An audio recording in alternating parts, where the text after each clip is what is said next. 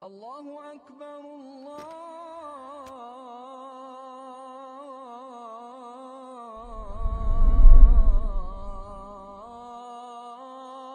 Akbar.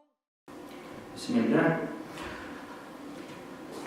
Biz bu dunyoda yashaganda turli afatlar bilan, og'irliklar bilan yashaymiz. Ya'ni bizga turli og'irliklar, turli afatlar, turli sinovlar keladi.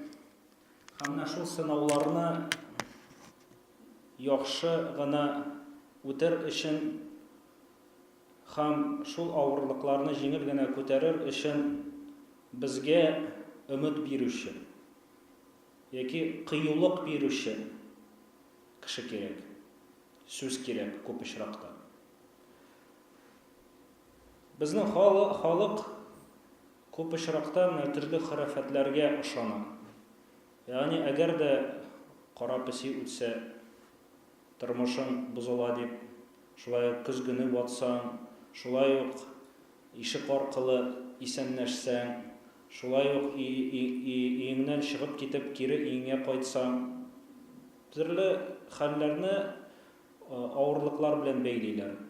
Hammaning bilan bulay da ağır bo'lgan turmushni o'zlarini tag'in da ağır aytalar.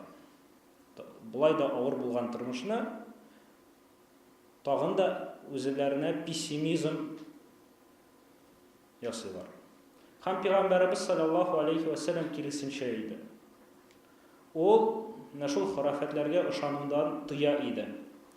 Ham aytaydi, lakin men optimizmni yaratam.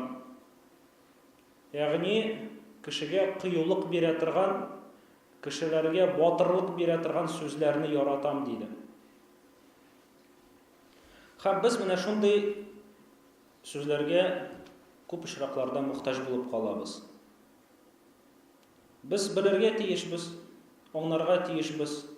Bu dunyoda Alloh taoladan yordam kela sabrlik bilan. Agarda og'ir hal bo'lsa, ondan so'ng yengillik kelashak. Bu Qur'onning qoidalari, Qur'ondagi kelgan qoidalar, Qur'onda kelgan qonunlar. Ya'ni agarda kishi sabr qilsa, ondan so'ng Alloh taolaning yordami keladi. Agarda og'irlik kelgan bo'lsa, ondan so'ng yengillik keladi. Shulay etib Alloh taola hallarni almashtiradi. Kishi bir halda bo'la olmaydi. Qachon Uhud sug'ushida 70 sahaba o'ldi. Alloh subhanahu va taala Ali Imron surasining 139-140 oyatlarini indirdi. Va la tahinu va la tahzanu. Ya'ni zag'iflikka berilmagiz deydi. Zag'if bo'lmagiz. Va la tahsanu. Qayg'urmagiz. Va antum a'laun. Siz buyuk o'rinda deydi. In kuntum mu'minin. Agarda siz mu'minlardan bo'lsangiz. Iyamsaskum qarhun. Agarda sizga og'irlik kelgan bo'lsa, faqad massal qawm qarhun. Butun kishilarga da og'irlik keladi. Sizga kelgan simon, sizgagina kelmiyor. Butun kishilarga da og'irlik keladi. Va tilkal ayyamu nudawiluha baynan nas. Hamına bu kunlar, ya'ni og'irlik kelgan kunlar, ul almashina turgan kunlar. Ya'ni kishi bo'la turgan hollar, ular o'zgaradi.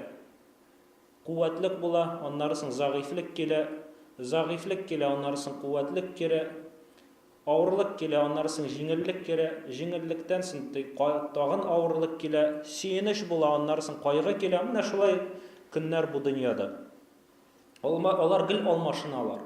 Şunlar kishi mana shul almashinuga berilmasga tiyish. Ol gil optimist bo'larga tiyish. Ham Peygamberimiz sallallohu alayhi va sallam mana o'zining turmushida irata. Nishak aytdi Peygamberimiz sallallohu alayhi va sallam, men qiyinlik bera turgan, sabrlik bera turgan optimist so'zlarini yarataman deydi. Tafaul deb ataladi. Ham shunlar Peygamberimiz sallallohu alayhi va sallam aytaydi, әгәр дә миңа илче җибәргән булсагыз, ул яхшы йөзле, яхшы исемле булсын. Яхшы йөзле, яхшы исемле булсын. Чөнки андый кешеләр, ягъни күркәм хәлдә булган кешеләр, яхшы сөйләшә белә торган кешеләр, яхшы исемле булган кешеләр, алар күп очракта кешеләргә кыюлык бирә, батырлык бирә. Шулай ук Пәйгамбәрбез саллаллаху алейхи ва саллям Мәккәгә хаҗ кылырга китте. Ләкин Мәккә курайшлары, Мәккәдәге яши торган кабилә курайшлар Пәйгамбәрбез саллаллаху алейхи ва саллямны Мәккәгә кертмәделәр. Һәм Пәйгамбәрбез саллаллаху алейхи ва саллям курайшлар белән сулх төзде. Договор ясады. Һәм договор шул сулх ясар өчен курайшлар аңа Сухайл ибн Амр исемле кешене җибәрделәр. Һәм Пәйгамбәрбез саллаллаху алейхи ва саллям аны таныгач та әйтә, Сухайл дигән сүз, ягъни җиңел дигән сүз. Ягъни бу кешенең исеме җиңел булды. Һәм Пәйгамбәрбез саллаллаху алейхи ва саллям бу кешенең исемен ишеткәч та әйтте, сезгә җиңеллек килде ди. Ягъни сезнең эшегез җиңел булачак, сахабаларына кыюлык бирә, батырлык бирә сүзләре белән. Һәм Пәйгамбәрбез саллаллаху алейхи ва саллям әгәр дә юлга чыгарга теләсә, сәфәргә чыгарга теләгән вакытта Рашид, Наҗих исемнәрне ишетергә ярата иде. Рашид, ягъни юлны белә торган, юлдан дөрес бара торган кеше. Әгәр дә бер кеше икенче кешегә я Рашид дип дусын чакырган булса, Пәйгамбәрбез саллаллаху алейхи ва саллям сөенә иде. Ягъни яхшылыкка юрый иде, яхшылыкка юрый иде. Һәм мусульман да шулай бөтен хәлләрне яхшылыкка юрарга тырышырга тиеш. Шулай ук әгәр дә ул ширле кеше янына барса, шулай ук шул ширле булган, хаста булган кешегә кыюлык бирергә тиеш үзенең сүзләре белән. Ул менә шул кайгыны, менә шул авырлыкны күтәрә алсын өчен. Пәйгамбәрбез саллаллаху алейхи ва саллям Мәдинәгә күчкәч, ул вакытта Мәдинә шәһәренең исеме Ясриб иде. Ясриб дигән сүз нәрсә ул? Ясриб дигән сүз ул ачулану дигән сүз. Ягъни күркәм исем түгел. Һәм Пәйгамбәрбез саллаллаху алейхи ва саллям мусульманнарның йөрәгенә кайгы кирмәсен өчен, пессимизм кирмәсен өчен аны Тайиба исеменә кушты. Ягъни Тайиба яхшы дигән сүз. Мәдинәнең икенче исеме ул Тайиба, ягъни яхшы. Ягъни бу исем мусульманнарга тагын да күбрәк кыюлык бирсен өчен. Ягъни мондагы тормыш гел яхшы булачак дигән сүз. Шулай Пәйгамбәрбез саллаллаху алейхи ва саллям үзенең төшләрен яхшылыкка юрарга тырыша иде. Һәм Пәйгамбәрбез саллаллаху алейхи ва саллям күп очракта иртәнге намаздан соң сахабалар белән утырганда аларның төшләре хакында сорый иде. Ягъни сез нинди төш күрдегез, һәм аннары соң ул төшләрне юрый иде. Һәм гел яхшылыкка юрарга тырыша иде. Һәм Пәйгамбәрбез саллаллаху алейхи ва саллям бер вакытны бу хадисне Анас ибн Малик тапшыра, Пәйгамбәрбез саллаллаху алейхи ва саллям бер вакытны төш күрде. Һәм сахабаларына әйтә, мин Уқба ибн Рафи' исемле кешенең өендә булдым ди, төшемдә. Һәм миңа финик алып килделәр. Һәм ул финик ибн Таба исемле кешенең финиге, шундый сорт финик булды ди. Һәм Пәйгамбәрбез саллаллаху алейхи ва саллям моны ничек итеп юрады? Ягъни Уқба Рафи' улы исемле кешенең өендә булды Пәйгамбәрбез саллаллаху алейхи ва саллям төшендә, һәм аңа ибн Таба сорт финик алып килделәр. Һәм Пәйгамбәрбез саллаллаху алейхи ва саллям моны булай итеп юрады. Безгә бу дөньяда бөеклек булачак. Безгә бу дөньяда бөеклек булачак. Ягъни күтәреләчәк без. Вал акибату фил ухра. Һәм безгә безнең артыбыздан, ягъни соңгы сүз булачак ахирәттә. Ягъни өстенлек безгә ахирәттә дә өстенлек биреләчәк. Һәм безнең динебез күркәм дип әйтте Пәйгамбәрбез саллаллаһу алейһи ва саллям. Ни өчен шулай юрады? Уқба ибн Рафи исемле кешенең өендә иде. Уқба исемен ул, ягъни безнең ахыр шик дип. Чөнки Уқба аның шундый однокоренной словы бар, ақиба, ягъни последствия дигән сүз. Һәм Пәйгамбәрбез саллаллаһу алейһи ва саллям аның өендә булгач та, ягъни безнең ахирәттә дә безнең яхшы тормыш булачак. Ул кешенең әтисенең исеме Рафи, ягъни üstün булган, күтәрүче булган. Һәм Пәйгамбәрбез саллаллаһу алейһи ва саллям моны юрады, аның әтисенең исеме шулай булгач та моны юрады, ягъни без бу дөньяда күтәреләчәкбез. Һәм аңа Ибн Таба финигын алып килделәр. Таба дигән сүз, ягъни күркәм булды дигән мәгънәне аңлата. Ягъни күркәм булды булучының малайы, күркәм булганның малайы. Һәм менә бу финикны ашаганын, ул аңа китергәнен юрады безнең динебез итеп. Һәм булай итеп Пәйгамбәрбез саллаллаһу алейһи ва саллям сахабаларына нәрсә өмет бирә. Аларның кәефләре төшмәсен өчен. Һәм ничек күрәбез, Пәйгамбәрбез саллаллаһу алейһи ва саллям гел шулай тырыша иде эшләргә. Һәм бер вакытны Хайбар сугышына Пәйгамбәрбез саллаллаһу алейһи ва саллям сахабалары белән бара. Һәм шул Хайбар җирләренә ул төннә килеп җитә. Ләкин Пәйгамбәрбез саллаллаһу алейһи ва саллям гадәтеннән ул төннә сугыш башламый иде. Әгәр дә берәр авылга, берәр шәһәргә килеп җитсә төннә, ул алар белән төннә сугышны башламый иде. Һәм иртәнге вакытны көтә иде. Һәм иртәнге вакыт җиткәч, бу күрә Пәйгамбәрбез саллаллаһу алейһи ва саллям һәм сахабалары күрәләр, ягъни менә сугыш башланырга тиеш. Ләкин күрә алар яһүдләр Пәйгамбәрбез саллаллаһу алейһи ва саллямның гаскәре белән килгәнен күрмиләр, белмиләр.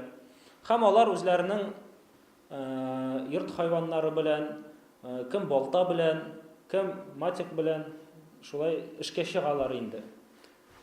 Һәм Пәйгамбәрбез саллаллаһу алейһи ва саллямның гаскәрен күргәч, киләләр Мухаммад, валлаһи Мухаммад вал хамис дип әйтәләр. Ягъни Мухаммад 5кә бүленгән гаскәр белән килде. Ягъни гарәпләрнең гадәте буенча гаскәре 5кә бүленә иде. Ягъни алда торучы бер төркем, артта торучы, уртада һәм як-якта шулай итеп сугышалар иде. 5кә бүләләр иде гаскәрне. Һәм яһүдләр куркып китәләр Мухаммад саллаллаһу алейһи ва саллямның гаскәре белән килүенә.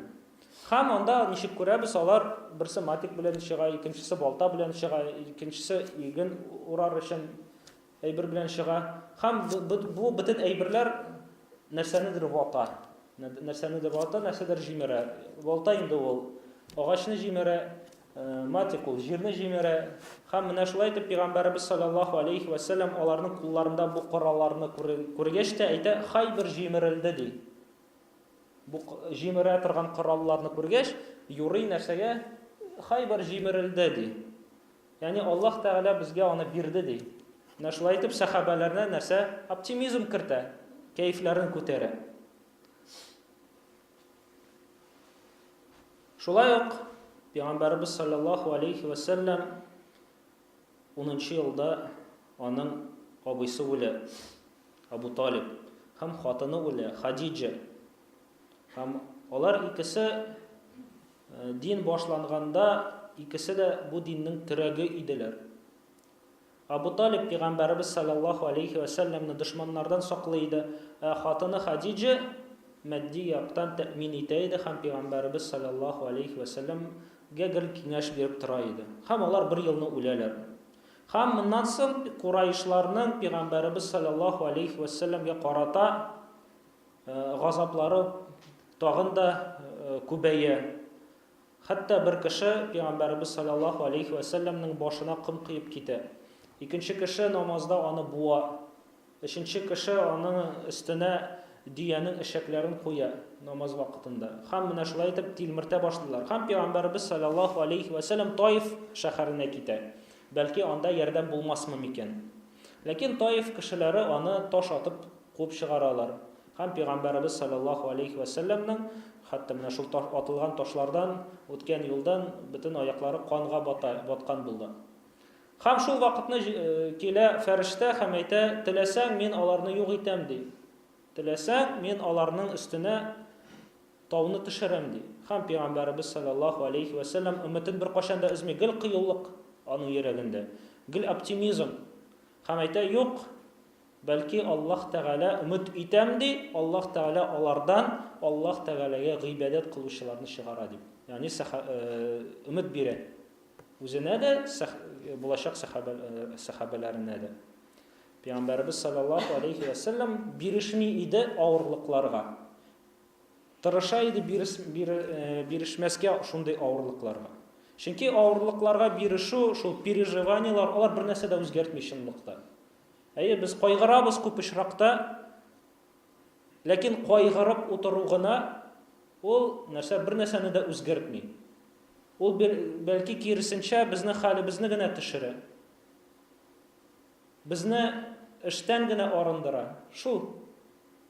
Шуңар Пәйгамбәрбез саллаллаһу алейхи ва сәлләм тырыша иде мусламаннарның кәефләрен күтәрергә төрле сүзләр белән. Һәм бер вакытны Пәйгамбәрбез саллаллаһу алейхи ва сәлләм шулай итеп сахабалары белән Мәккәдә утыра. Һәм Пәйгамбәрбез саллаллаһу алейхи ва сәлләм аларда өмет уяндырырга теләде. Һәм бер сахаба әйтә: "Пәйгамбәр, Аллаһның илчесе, безгә бик күп авырлык килде. Безгә шулай булды, булай булды, авырлыкларны сөйли башлый. Безнең арабызда кемнедер яндырдылар. Безнең арабызда кемнедер утырттылар. Безнең арабызда кемнедер газапладылар." Һәм сөйли төрле авырлыклар. Чөнки менә бу авырлыклар мусламаннарның хәлен, чувстволарын төшерә, сындыра мусламаннарны. Һәм Пәйгамбәрбез саллаллаһу алейхи ва сәлләм дәшмичә тора, аннары соң алар сөйләп бетергәч әйтә: "Лaqad kana ar-rajulu fi man qablakum", ягъни сөйли башлый, "Сезгә кадәр кешеләр бар иде. Сезгә кадәр дә, миңа кадәр дә пәйгамбәрләр килә иде. Һәм аларга сезгә килгән авырлыктан да катырак авырлыклар килә иде. Ягъни сез беренче түгел, бу авырлыкларны күрүче беренче кешеләр түгелсез. Сезгә кадәр дә булган авырлыклар, бәлки аларга тагын да авыррак авырлыклар килә иде. Ләкин аларга өмет бирергә кирәк бит."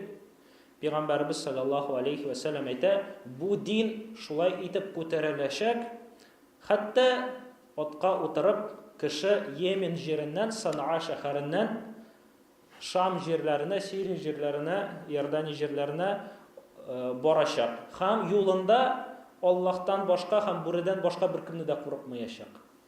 Ягъни шундый иминлек булачак ди. Беркем дә сезгә тимәячәк. Сез юлыгызда Аллаһтан яки бүредән генә кыргый хайвандан гына куркыячаксыз. Валакиннакум тастаҗилун. Ләкин сез ашыга торган кешеләр. Ләкин сез ашыгасыз ди. Ләкин сез ашыгасыз. Ягъни сабыр кылыгыз, Аллаһ Тәгаләнең бу дөньядагы булган кагыйдә, әгәр дә сабырлык кылынса, аннан соң һич шиксез җиңеллек килә. Һәм инна ма'ал усри юсра, фа инна ма'ал усри юсра дип Аллаһ субханаһу ва тааля безгә хәбәр итә.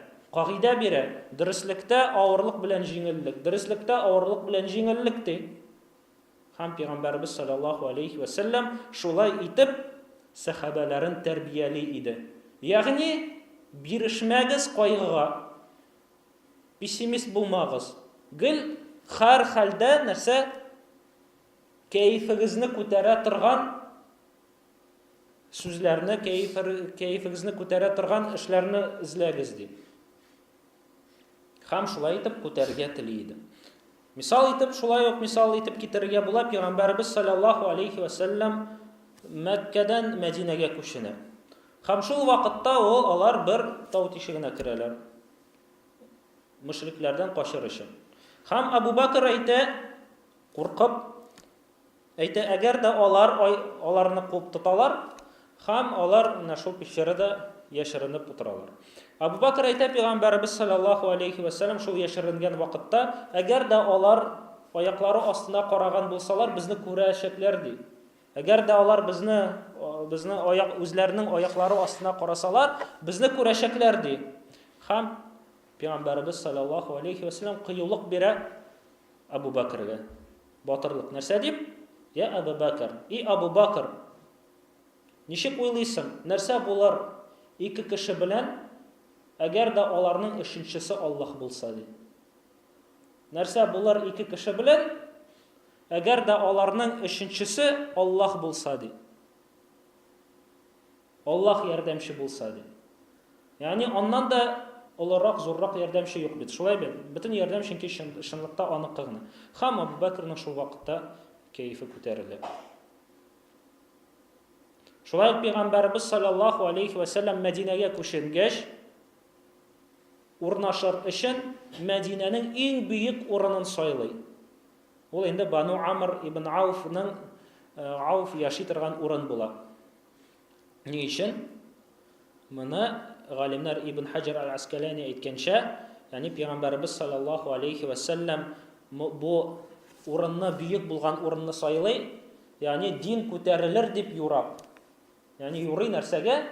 Дин күтәрелер дип. Шуңар Мәдинәгә күченгәч, яңа урынга күченгәч, иң бөек булган урынны сайлый. Шулай ук Пәйгамбәрбез саллаллаһу алейхи ва саллям Мәдинәдә яши һәм сахабалары 3000-га җитә якынча. Ләкин шул вакытта мушриклар төрле кабиләләр белән килешеп, зур 10 меңлек гаскәр белән Мәдинә янына киләләр. Сахабалар 3000 генә. Мәдинә халкы 3000 генә. Монда 10 меңлек гаскәр килә. Һәм Сальман аль-Фариси әйтә, biz Персиядә яшәгәндә biz шәһәр алдыннан кыйы казый идек ди. Әйдә без дә казыйк ди. Алардан сакланыр өчен. Әгәр дә безгә күбрәк булган гаскәр килгән булса, без шул кыйлар белән саклана идек ди. Һәм булар Роф казый башлыйлар. Һәм ул Рофның озынлыгы 5 километр, якынча 6 километрга якын озынлыгы була. Киңлеге 4 метр, тирәнлеге 3 метр. Шулай итеп казып чыгалар, шундый кыйы. Һәм ул вакытта салкын көннәр башлана. Җилләр башлана. Гаскәр килә. Кыйы казырга кирәк. Карарга кирәк ул кыйыны күммәсеннәр өчен. Шулай авырлыклар. Һәм яһудлар бар. Хыянат кыла ала торган артларында. Алдан гаскәр килә, арттан яһудлар калдылар. Хыянат кыла ала торган, үзләре 3000 генә салкын көннәр. Аларда печка дигән әйбер юк, мич дигән әйбер юк. Аларның өйләре салкын көннәргә әзерләнмәгән, чөнки ул җирләрдә салкын көннәр бик зук булмый. Шуңар алар әзер түгел андый көннәргә. Алар тиз үтеп китәләр андый көннәр. Ләкин сугыш башлангач та, хәтта менә шул салкын көннәргә дә нинди дә булса әзерлек кыла алмыйлар. Һәм шул вакытта ди кешеләрнең шул кадәр, Аллаһ Тәгалә әйтә, Коръәндә Ахзаб сүрәсендә китерә, шул кадәр курку була, хәтта йөрәкләре чыга яза ди.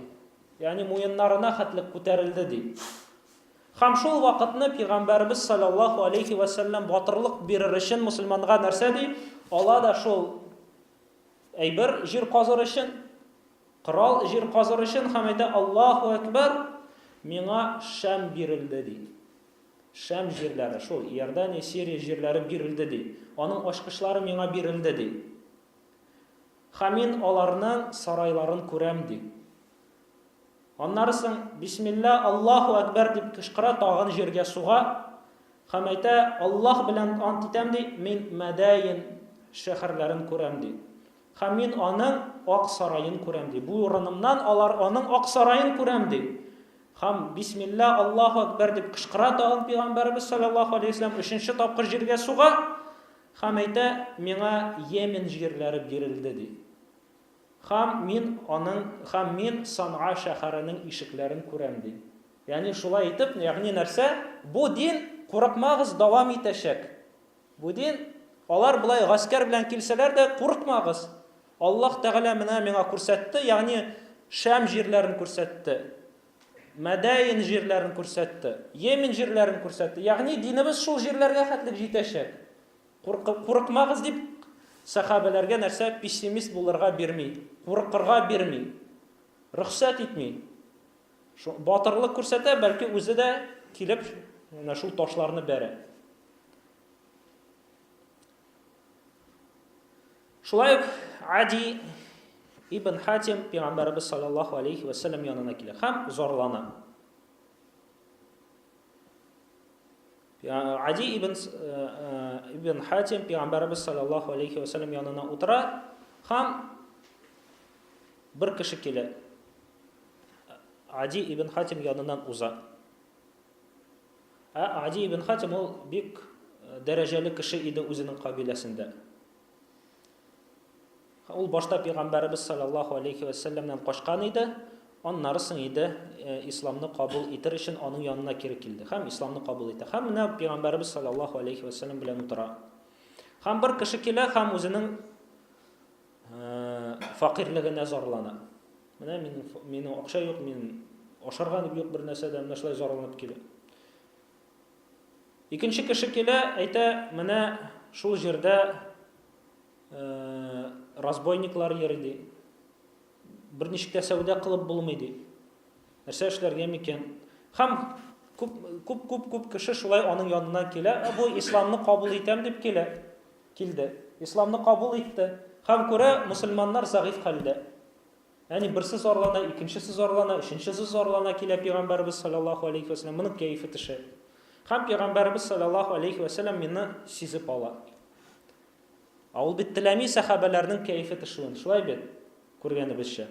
Һәм ул әйтә, "Я Ади, син Хира шәһәрен беләсеңме?" Хира шәһәре ул, менә арабский полуостровны алсак, северо-восточный и самый крайний северо-восточный точка инде. Шунда урнашкан. Һәм әйтә, "Мин аны беләм, ләкин күрмәдем" ди. Ягъни кешеләрнең сүзләреннән беләм, ләкин күрмәдем ди.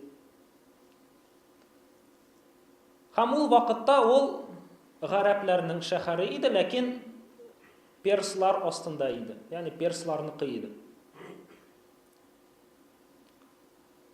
Һәм ул бик зур шәһәр. Һәм Пәйгамбәрбез саллаллаху алейхи ва саллям әйтә, әгәр дә син зак яшәсәң, син күрәчәксең хатын-кызны паланкинасына утырып, Хира шәһәреннән алып Мәккә шәһәренә җитәчәк, һәм юлында бер кемне дә Аллаһтан башка курыкмаячак. Ул вакытта Хира белән Мәккә шәһәре арасында бер кабилә яши иде. Һәм алар ул кабиләнең бөтен шөгыльләре, алар сәүдә белән дә шөгыльләнмиләр иде. Җир белән дә шөгыльләнмиләр иде, хайваннар белән дә шөгыльләнмиләр иде, алар разбойничество белән генә шөгыльләнәр иде. Һәм тормышны шулай гына күрәләр иде. Бер кабилә, зур кабилә, гел менә шуның белән генә шөгыльләнә иде. Караваннарга нападать итеп кенә, һөҗүм итеп кенә. Һәм ул әйтә, "Кая алар китәләр" ди. Алар шундый зур кабилә, элек-электән үк шуның белән генә шөгыльләнәләр, кая алар китәләр соң ди. Пәйгамбәрбез саллаллаху алейхи ва саллям дәшми. Ягъни ул әйтте бит инде, алар хатын-кыз иминлек белән җитәчәк. Ягъни булачак. Һәм әйтә, әгәр дә син сак яшәсәң, син Кисра падишаһының байлыгын алачаксың ди. Кисра падишаһның Ибн Хармасның байлыгын алачаксың. Ул әйтә, Кисра ибн Хармас, әйе ди. Хасрайның байлыкларын алачаксың. Бу бит один из великих царей, ул вакытта империя булды ул. Персларның. Ничек инде мин аның теге хөрмәт ителмәгән гарәпләр бер кая гына бармасалар, аларга хөрмәт күрсәтмиләр иде хәтта. Алар арасында Аллаһу алейхи ва саллям әйтә, Персиянең падишаһының байлыгын алачаксың. Һәм Пәйгамбәрбез саллаллаһу алейхи ва саллям әйтә, әгәр дә озак яшәсәң, син кешене күрәчәксең, ул кулына алтын, көмеш тутырып, садака кем алыр микән дип эзләп йөрәчәк. Һәм шул Ади ибн Хатим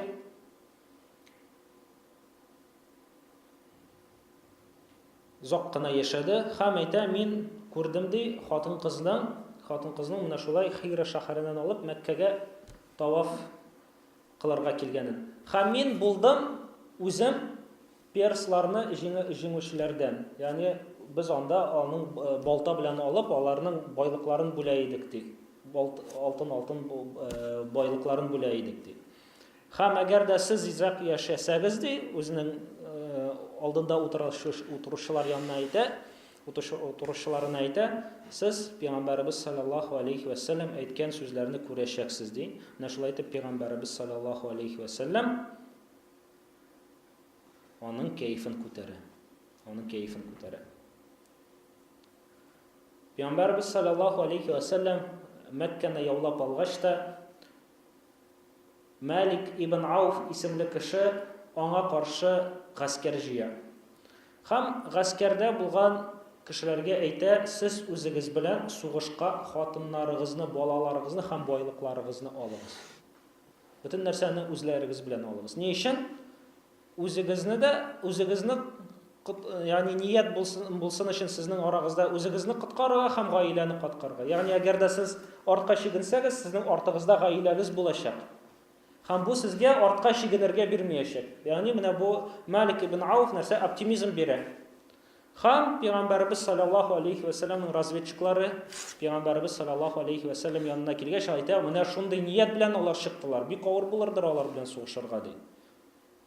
Һәм Пәйгамбәрбез саллаллаһу алейхи ва саллям әйтә, алай чыккан булсалар, ягъни иртәгә ул байлык безнеке була. Ягъни без үзләренең байлыкларын үзләре безгә алып килделәр ди. Ягъни сахабаларына аларның оптимизмына каршы үзенең оптимизмын бирә Пәйгамбәрбез саллаллаһу алейхи ва саллям. Һәм шулай ук сахабалар Пәйгамбәрбез саллаллаһу алейхи ва саллямнан соңда гел бөтен җирдә бөтен нәрсәне, бөтен хәлләрне яхшылыкка юрарга тырышалар иде. Бер вакытны Куфа кешеләре Умар ибн Хаттаб вакытында аңа хат язалар. Безгә бер сугыш хакында, бу сугышка чыгаргамы, юкмы? Һәм ничек җиңеп чыгарга? Һәм Умар ибн Хаттаб янына бу хатны китергәч, ул әйтә, хатны китерүчедән синең исемең ничек? Һәм хат китерүче әйтә, Кариб ибн Зафар. Кариб дигән сүз, ягъни якын, Зафар ул инде җиңү. Үзенең исеме, илченең исеме Кариб, әтисенең исеме Зафар. Һәм Умар ибн Хаттаб әйтә, алайса җиңү якын ди. Ягъни аның исеме, чөнки илченең исеме якын, әтисенең җиңү. Һәм шулай итеп юрый. Ягъни җиңү якын булачак. Ягъни сугышны башлагыз. Шулай ук Саад ибн Аби Ваккас перслар белән сугышканда бер персның бер командирына, генералына дип әйтик, Яздәҗир исемле бер предводитель инде персларның, шуның янына Саад ибн Аби Ваккас илчеләр җибәрә. Ләкин тигеләр мусламаннарга карата катылык күрсәтәләр. Хәтта үтерергә телиләр. Ләкин алар арасында, дәүләтләр арасында карар бар иде, ягъни илчеләр үтерелми. Һәм алар әйтәләр иде, әгәр дә андый карар булмаган булса, мин сезне үтерер идем ди. Хәтта илчеләрне. Ләкин буларның дәрәҗәсен төшерергә тели. Ничек тә булса, дәрәҗәсен төшерергә тели. Һәм бер капчык җир алып килергә куша. Һәм әйтә, иң дәрәҗәле кешесенә менә шул капчыкны күтәртерегез ди. Алар арасында, илчеләр арасыннан кем иң дәрәҗәле, иң шәрәфәтле, шул үзенең өстендә шул җирне аның өстенә куегыз ди. Һәм шулар арасыннан Ас ибн Амр шулай әйтә, мин иң дәрәҗәле алар арасыннан.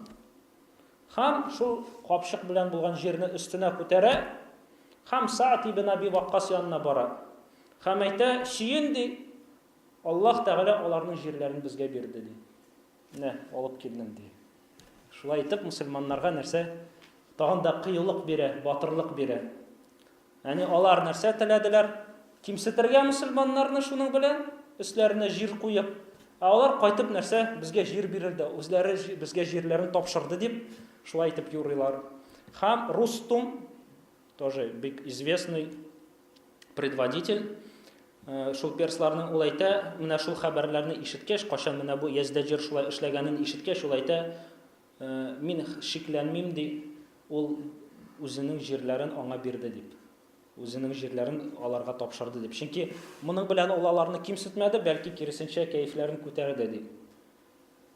Чөнки мусламаннар гел тырыша иде нәрсә? Бер-берсенең кәефләрен күтәрергә.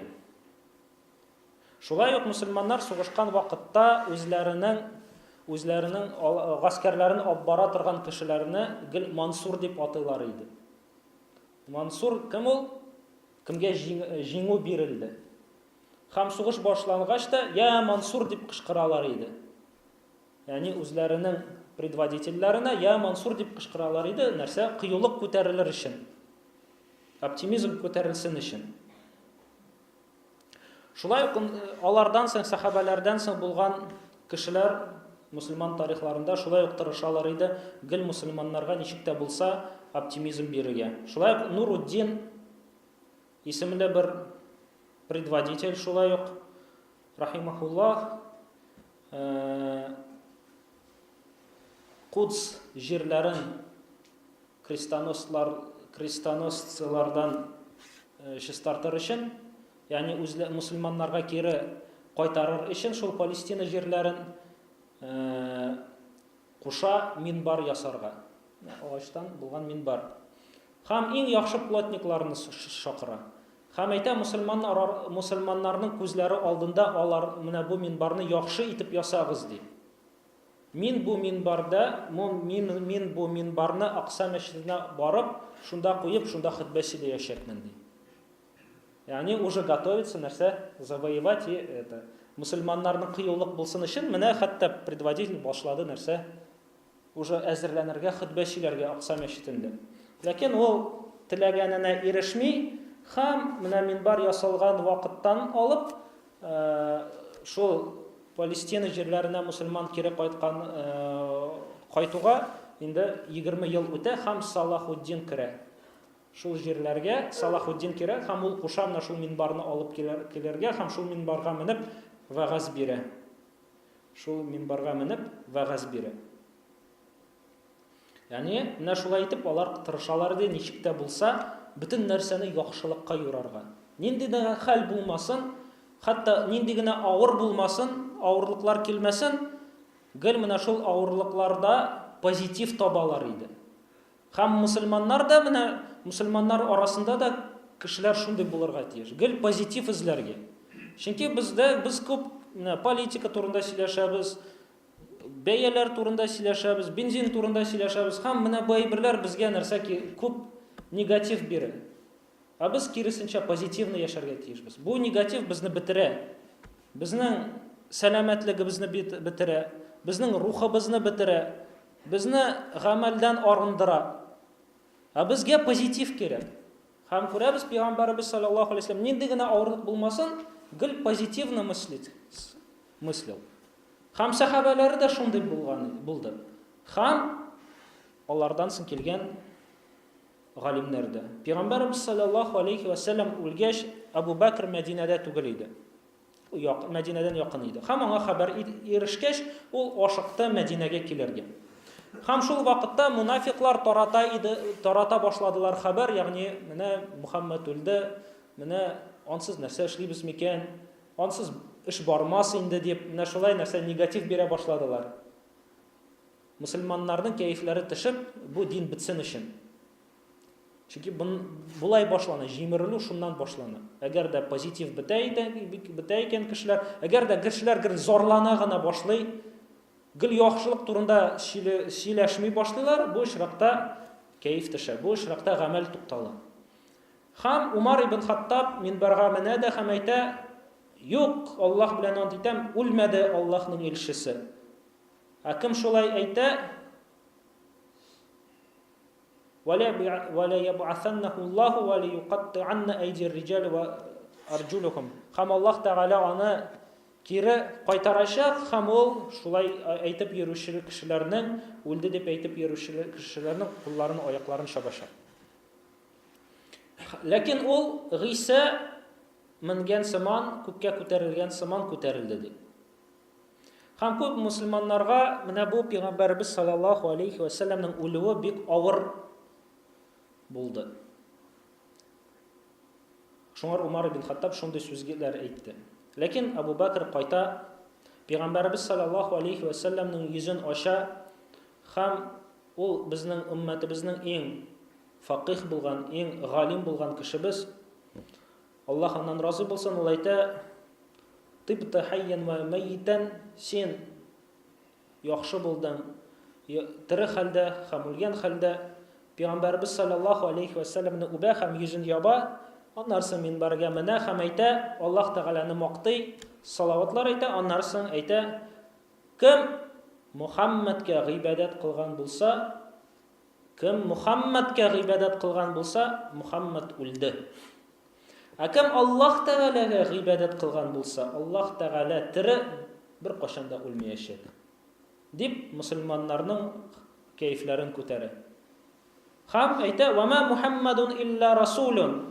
Мухаммад аятны китерә. Мухаммад ул илче генә, аңа кадәр булган илчеләр сыман. Әгәр дә ул үлсә яки үтерелсә, сез диннәрегездән китәчәксезме әллә? Кем диненнән китә, ул бер ничек тә Аллаһ Тәгаләгә зыян китерә алмаячак дип, менә шул аятны укый һәм кешеләр кычкыра башлый һәм сөенә башлыйлар. Сөенә башлады. Чөнки Пәйгамбәр Абу Бакр аларга яшәр өчен стимул бирә. Ягъни сез бит Мухаммадка гыйбадат кылмадыгыз. Ни өчен кайгырасыз? Ул үзенең эшен битерде. Һәм шулай киләчәк кешеләр, алар үзләренең эшләрен битерәчәкләр, эшләячәкләр ва китәчәкләр, беркемдә монда мәңге килми. Ләкин Аллаһ Тәгалә мәңге. Аңа гыйбадат кылган булсагыз, дәвам итегез дип, мусламаннар шул вакыйгада бик нык сөенделәр ди. Ләкин мунафикларның бик нык ачулары чыкты. Һәм без бик мохтаҗ менә шундый сүзләргә тормышыбызда. Нинди генә тормышта, нинди генә хәлләрдән үтмик, мисал итеп, Өйләнүебез шулай өмет бирә торган сүзләрдән башлана. Әгәр дә пар өйләнештеләр икән, без аларга дуа кылабыз, шулай бит Аллаһ Тәгалә сезгә бәрәкәт бирсен дип. Өмет бирә торган сүзләр әйтәбез. Аллаһ Тәгалә әйтә шулай өмет биреп: "Ванкихул аяма минкум", ирләре булмаган хатын-кызларга өйрәнегез. "И якуну фуқара", әгәр дә сез фақир булсагыз, "Юнихимуллаху мин фадлих", Аллаһ Тәгалә үз рәхмәтеннән сезгә бирәчәк. Дип Аллаһ Тәгалә безгә өмет бирә. Әгәр дә син фақирлектән куркасың, каян акча табырмын дип. Ләкин хакыйкатьтә син сәбәпләр эшлисең, ризыгыңны эзлисең.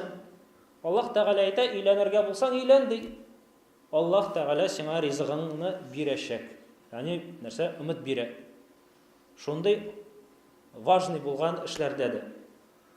Әгәр дә аерылсалар, аерылу ул бик зур кайгы, ул бик авыр була. Иргә булсынмы ул, хатын-кызга булсынмы, аерылу ул бик авыр була. Шулай бит. Ләкин нәрсә дип Аллаһ Тәгалә әйтә? Талак сүрәсен укысак, анда Аллаһ Тәгалә талак хөкемнәреннән соң нәрсә дип әйтә?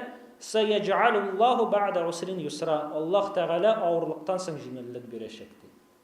Ягъни таллак ул авырлык. Ләкин таллак хөкемнәрен әйткәч тә Аллаһ Тәгалә нәрсә дип әйтә? Авырлыктан соң, ягъни талак бирелгәч тә авырлык булган авырлыктан соң җиңеллек киләчәк, күрекмәгез дип. Һәрберегезнең ризыгы булачак. Шулай ук Аллаһ әйтә: "Ва иятафаррака", әгәр дә алар аерылсалар, "Игуниллаху куллум мин саатих", Аллаһ Тәгалә һәрберсенә үз рәхмәтеннән ризыгын бирәчәк. Шулай ук әгәр дә без ниндидер вазифага, ниндидер эшкә керешсәк, бу очракта Аллаһ Тәгалә әйтә: "Фа инна ма'ал усри юсра", нинди генә авырлык булмасын, Аллаһ Тәгалә җиңеллек бирә. Аллаһ Тәгалә әйтә: "Вабтагу индаллахи ризка", ризыкны Аллаһта эзләгез. "Ва'будуху", аңа гыйбадат кылыгыз. Биргән ниъмәтләрегез өчен шөкр кылыгыз. Ягъни Аллаһ Тәгалә сезгә ризыгын бирәчәк. Шулай ук Аллаһ Тәгалә әйтә: "Вас'алуллаһ мин фадлих", Аллаһ Тәгаләнең фазилатын сорагыз. Аллаһ Тәгалә әйтә: "Фамшу фи манакибиха ва кулу мир ризқих", Аллаһ Тәгаләнең җире өстендә йөрегез, ягъни эш эзләгез, Аллаһ Тәгаләнең ризыгын эзләгез, эшләгез һәм Аллаһ Тәгаләнең ризыгын ашагыз. Ягъни менә шундый вакыйгаларда без нәрсә? Мохтаҗбыз.